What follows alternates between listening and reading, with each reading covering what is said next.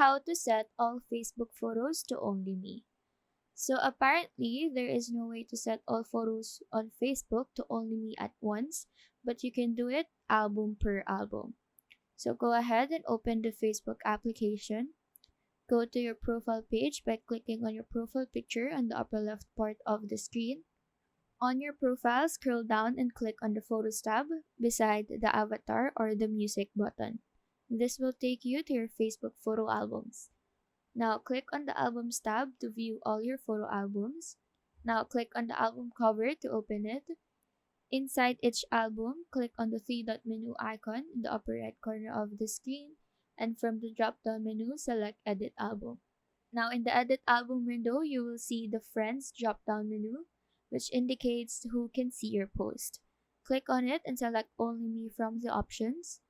Click on Save button to apply the privacy setting. Now repeat the steps to each album you have on your Facebook profile.